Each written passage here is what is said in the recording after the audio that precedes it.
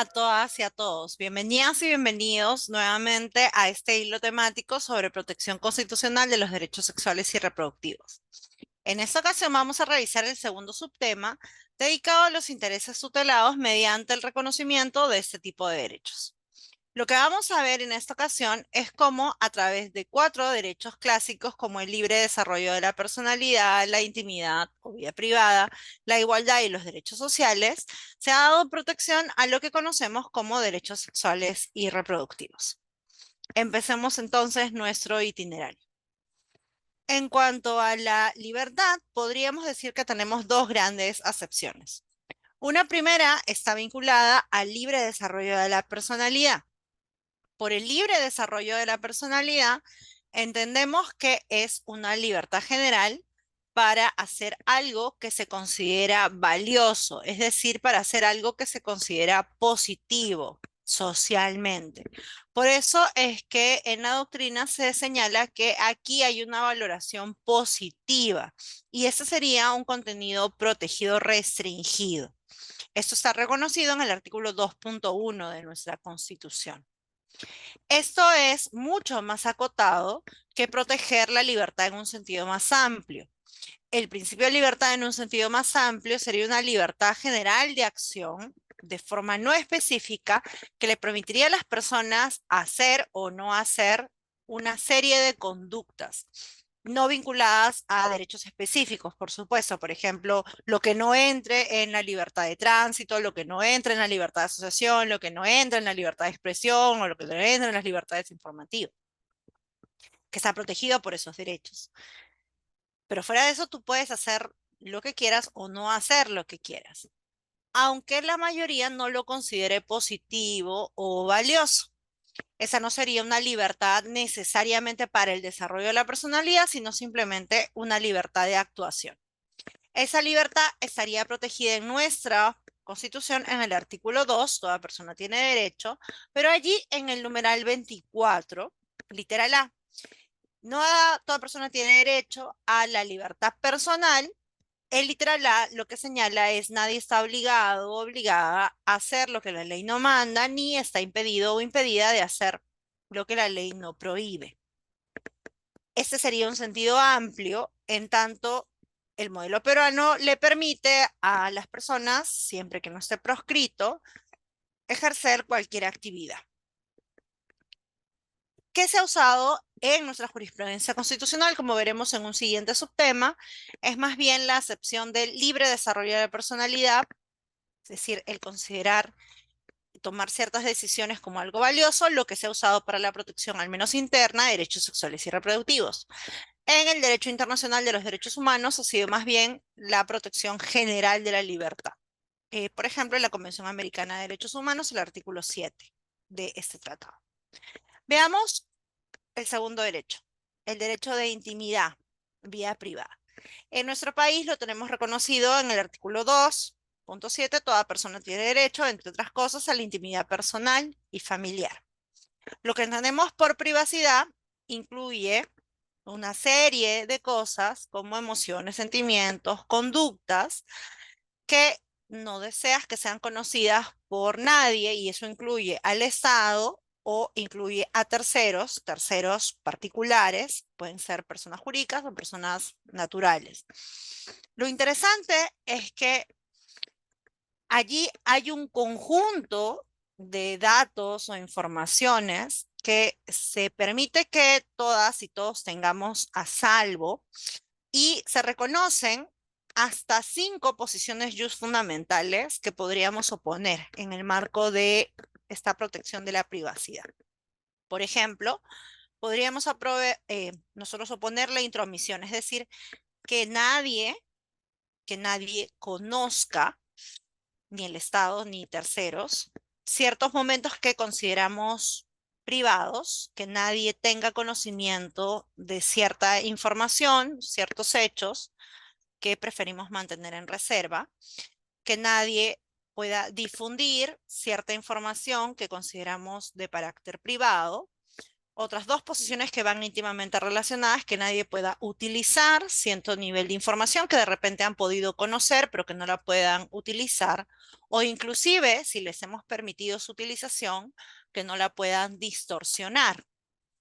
Y recuérdese que es Estado y terceros. Y una última, que es particularmente importante para derechos sexuales y reproductivos, es que nadie, ni Estado ni terceros, puede interferir en ciertas decisiones que se consideran de carácter personal, porque se entiende que las personas deberíamos tener cierto poder de autonomía, cierto poder de discreción sobre ciertos asuntos de nuestra esfera más personal. Estas cinco posiciones fundamentales estarían garantizadas por la vida privada. En la jurisprudencia internacional, el derecho a la privacidad se ha usado para proteger derechos sexuales y reproductivos, no tanto en la jurisprudencia constitucional, pero a nivel internacional sí es consistente el uso de este derecho. Un siguiente derecho es el derecho a la igualdad. La igualdad está protegida básicamente en el artículo 2.2 de nuestra Constitución. Toda persona tiene derecho a la igualdad ante la ley y la consecuente prohibición de la discriminación. Nadie puede ser discriminado por diferentes causales específicas, explícitamente nombradas, y una cláusula abierta de ninguna otra índole en nuestro país. También tenemos el mandato de igualdad de trato y uno específico para la igualdad de oportunidades laborales. Aquí lo que hay que decir es que se protege una igualdad de carácter formal y una igualdad de carácter sustantivo. La igualdad de carácter formal la reconocemos porque hay momentos en que las personas necesitan el mismo trato, a pesar de que no todas las situaciones son idénticas, abstraemos las diferencias que pueden haber, nos parecen que son más significativas las similitudes y damos el mismo tratamiento. Usualmente eso se ha usado como paradigma de igualdad formal. Sin embargo, hay otras situaciones en las que se considera que es más relevante valorar la diversidad y las diferencias. Y en esos casos se usa el estándar de igualdad sustantiva. No se da el mismo trato porque se entiende que si dieras el mismo trato, lo que estás haciendo es perpetuar desigualdades y más bien damos distinto tratamiento para garantizar resultados semejantes. Por lo tanto, la igualdad tiene acepciones distintas. Igualdad formal podría significar mismo trato, pero la igualdad también podría significar tratos diferenciados, siempre que esté justificado en aras del reconocimiento de la diversidad. Por lo tanto, la palabra clave en igualdad para poder dar tratos diferenciados y no incumplir el mandato de no discriminación es la justificación. La justificación es la que traza la línea entre la diferenciación y la discriminación. Y lo que el derecho ha hecho a lo largo de los años es tener claros una serie de motivos por los cuales hay que tener un particular acento o una particular atención, porque históricamente son motivos por los cuales se han hecho tratos diferenciados injustificados. Por ejemplo, el sexo, por ejemplo, la raza, el color de la piel, o por ejemplo, la condición socioeconómica. Son motivos que se protegen particularmente porque históricamente han servido para que se trate de diferente a las personas de forma injustificada. Y lo que han hecho es afectar el ejercicio de sus derechos. Entonces, en derechos sexuales y reproductivos hay que tener especial cuidado con aquellas afectaciones que pueden terminar dañando a ciertos grupos. Y eso va de la mano con una última idea. El derecho a la igualdad supone que está proscrita la discriminación tanto explícita, que sería lo que nosotros llamamos discriminación directa, pero también está proscrita la discriminación de carácter indirecto, es decir, aquella discriminación que no es evidente. En principio, el tratamiento es neutro, es decir, yo no lo puedo apreciar a simple vista, pero cuando yo miro los efectos sí me muestran que unos grupos de personas o una situación resulta más afectada que otra y esa afectación no la puedo justificar.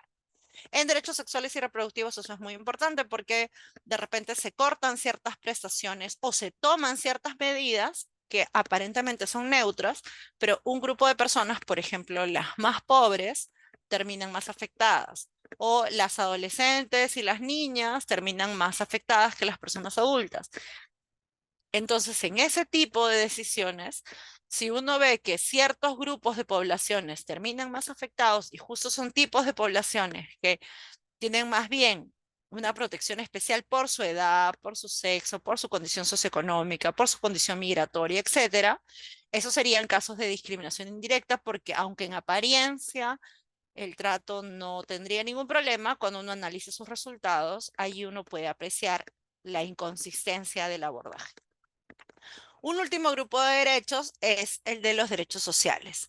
En concreto, para derechos sexuales y reproductivos es bastante útil el abordaje de la salud, que están los artículos 6, 7 y el 9 en nuestro país, y la educación en los artículos del 13 al 19. Acá hay que tener presente que los derechos sociales, se reconoce desde los 90, tienen una interdependencia con los llamados derechos clásicos, civiles y políticos.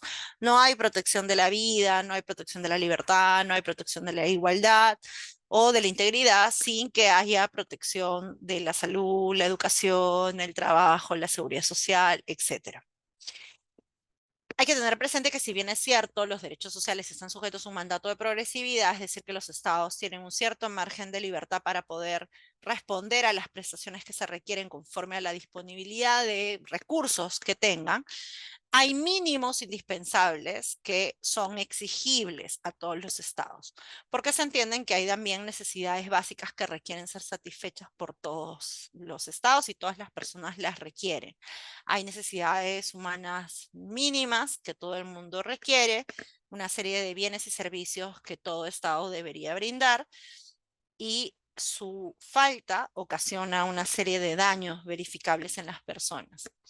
Por eso es que se exige una serie de prestaciones básicas. En derechos sexuales y reproductivos, toda la gama de salud es relevante porque salud ofrece, por ejemplo, las prestaciones en salud sexual y reproductiva de una forma integral. Todo el tema del consentimiento informado en todas las prestaciones de salud incluye también el área de la sexualidad y la reproducción, y la educación incluye la educación en el sentido más amplio, incluyendo contenidos de educación sexual integral y acceso a la información basada en evidencia científica, sin prejuicios, libre de estereotipos.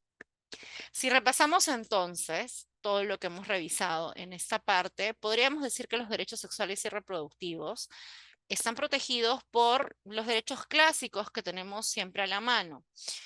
Uno de esos derechos, el primero que hemos visto, es dentro de la libertad, el libre desarrollo de la personalidad. Se considera valioso que las personas puedan estructurar su vida al margen de cualquier intervención de terceros, y esos terceros pueden ser el Estado o privados.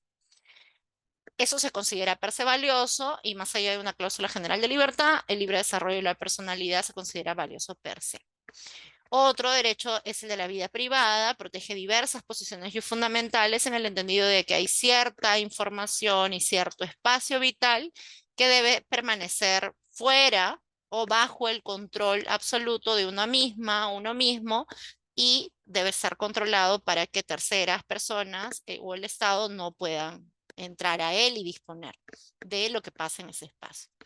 Uno tercero tiene que ver con la igualdad tiene su consiguiente prohibición de discriminación y hay que decir que los derechos sexuales y reproductivos tienen que estar atentos a las diferencias que hay entre las personas, porque las diferencias pueden hacer que decisiones aparentemente bien intencionadas puedan causar daño.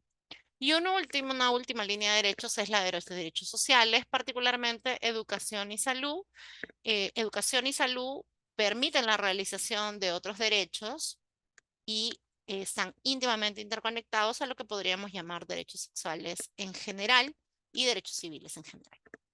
Muy bien, dicho eso, entonces, para quienes quieran profundizar un poco más en esta materia, pueden revisar el texto de Rocío Villanueva Flores del 2006, que antes hemos visto, y específicamente para ver las conexiones sobre libertad y derechos sexuales y reproductivos, pueden mirar el texto de Isabel Fanlo Cortés del 2017 para que puedan ver todo lo que se debate sobre la libertad de las mujeres y cómo este bien clásico libertad se ve distinto bajo el prisma de la esfera de la reproducción.